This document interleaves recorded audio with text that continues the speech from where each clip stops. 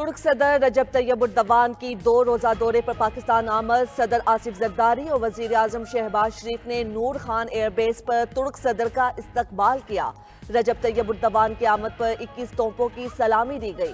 तुर्क सदर दौरे के मौके पर अपने पाकिस्तानी हम मनसब आसिफ जरदारी और वजीर आजम शहबाज शरीफ से मुलाकात करेंगे। वो इस्लामाबाद में आला सतह की स्ट्रेटेजिक ताउन काउंसिल और पाक तुर्किया बिजनेस फोरम में शिरकत करेंगे। तुर्क सदर पाकिस्तान और तुर्किया के दरमियान मुख्तलिफ शोबों में मुफाहमती याददाश्तों और मुआहिदों पर दस्तखत की तकरीब में भी शिरकत करेंगे।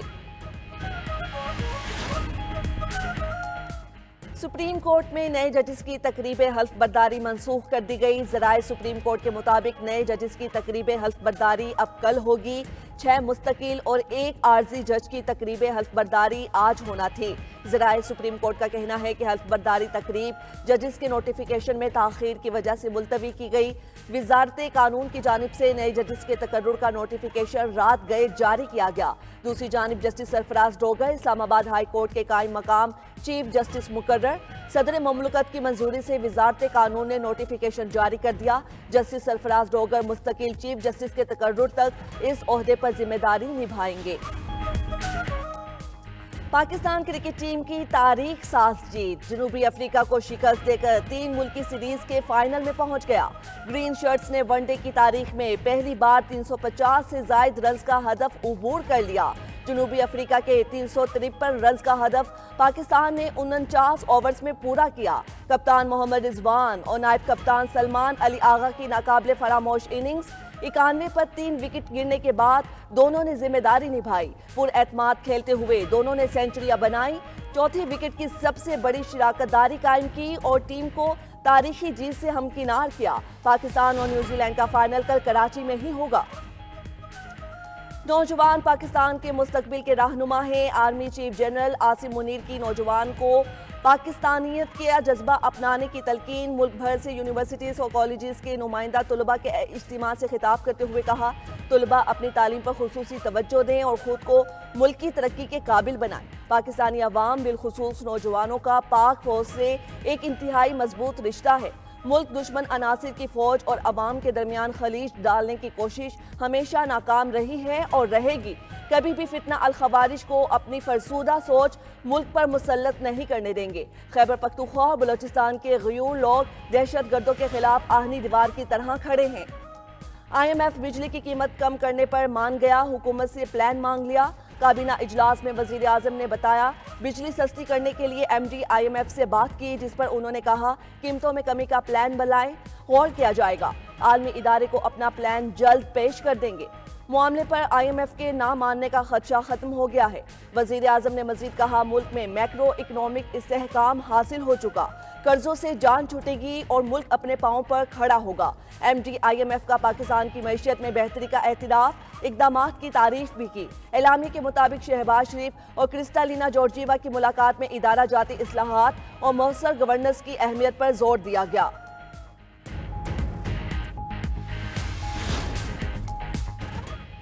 रूसी सदर से इंतहाई मुस्बत बातचीत हुई। अमरीकी सदर डोनाल्ड ट्रंप की मीडिया से गुफ्तगू। कहा, रूसी सदर पुतिन के साथ बातचीत में मिलकर काम करने पर इत्तेफाक हुआ। एक दूसरे के मुल्क का दौरा करने और कैदियों की रिहाई पर भी बातचीत हुई। सदर पुतिन के साथ यूक्रेन, मशरिक़ वुस्ता, मसनूई जहानत, तवानाई और ईरानी एटमी प्रोग्राम पर भी तबादला ख्याल हुआ। डोनाल्ड ट्रंप ने बताया, रूसी सदर के साथ सऊदी अरब में मुलाकात हो सकती है। पुतिन के साथ मुलाकात में सऊदी वली अहद मोहम्मद बिन सलमान भी शरीक होंगे। यूक्रेन जंग के खात्मे के लिए जल्द मुज़ाकरात शुरू हो जाएंगे। यूक्रेन के लिए नेटो की रुकनियत काबिले अमल नहीं।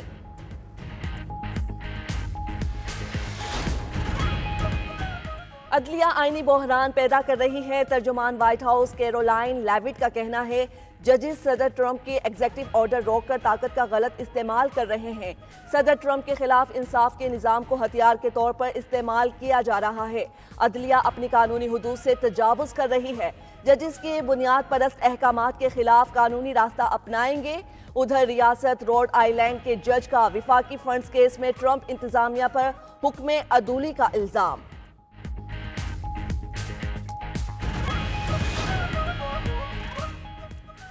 फ्रांस ने अमेरिका का गजा पर कब्जे का मंसूबा मुस्तरद कर दिया। फ्रांसीसी सदर का कहना है अमेरिकी सदर गजा के लोगों और अरब ममालिक के हुकूक का एहतराम करें। गजा की 20 लाख आबादी को बेघर नहीं किया जा सकता। इतनी बड़ी आबादी को निशाना बनाने के लिए ऑपरेशन करना दुरुस्त नहीं।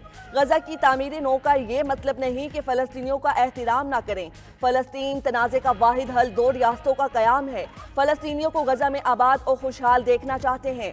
गजा पर अमेरिकी कब्जे से मशरिक़ी वुस्ता में मजीद अदम इस्तेहकाम पैदा होगा।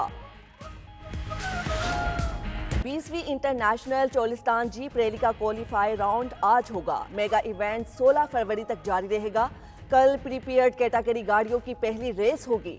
15 फरवरी को स्टॉक कैटेगरी गाड़ियों में मुकाबला होगा। 16 फरवरी को फाइनल राउंड होगा। जीप रैली का ट्रैक 452 किलोमीटर तक रखा गया है। बेईमानी से आए शख्स ने मुल्क की बुनियादें हिला दी थी। हमने पाकिस्तान की खातिर हंसते हुए कुर्बानियां दी, आगे बेदरी नहीं करेंगे। सदर मुस्लिम लीग नून नवाज शरीफ की मुलाकात के लिए आए पंजाब असम्बली के अरकान से गुफ्तगू। कहा शहबाज शरीफ की मेहनत रंग ला रही है, पाकिस्तान से अंधेरों से बाहर आ रहा है। IMF ने भी कह दिया पाकिस्तान तरक्की कर रहा है। पॉलिसी रेट में कमी से मुआशी सरगर्मियां बढ़ रही हैं।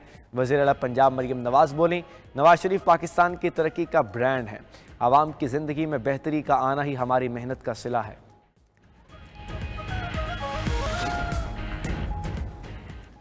IMF वफ्द किससे पूछकर चीफ जस्टिस से मिला। JUI के रुकन कौमी असम्बली नूर आलम खान का सवाल। हुकूमत से तफसीलात देने का मुतालबा। कहा आज IMF अदलिया से मुलाकातें कर रहा है, कल एटमी प्रोग्राम को रोल बैक करने का भी कह सकता है। वज़ीर दिफा ख्वाजा आसिफ ने जवाब दिया फाइनेंशियल डिसिप्लिन में अदलिया का किरदार बहुत अहम है, इसलिए वफ्द चीफ जस्टिस से मिला। चीफ जस्टिस से मुलाकात का वक्त मिलने पर ही वफ्द ने मुलाकात की। हम IMF प्रोग्राम में अपनी ख्वाहिश नहीं मजबूरी से हैं। हमारी मुआशी सांसें IMF की वजह से बहाल हुई। एटमी प्रोग्राम के हवाले से IMF के कोई खदशात नहीं।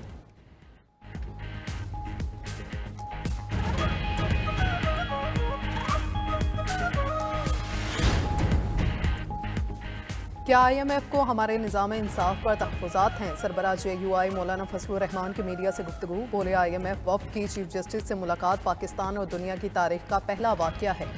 मुलाकात से पता चला बेहतरीन मईशत का अदल व इंसाफ से ताल्लुक़ है। विफाक और सूबों को अपनी ज़िम्मेदारी किसी दबाव के बगैर पूरी करनी चाहिए। मौलाना फजलुर रहमान ने एक बार फिर हुकूमत पर धांधली की पैदावार होने का इल्ज़ाम लगाया। इलेक्शन कमीशन को एस्टैब्लिशमेंट की कठपुतली भी करार दे दिया।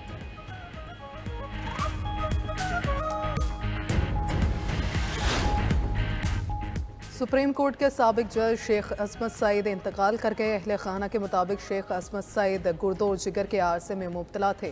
शेख असमत सईद पनामा लीक्स केस सुनने वाले बेंच का हिस्सा रहे। लाहौर हाई कोर्ट के चीफ जस्टिस भी रह चुके।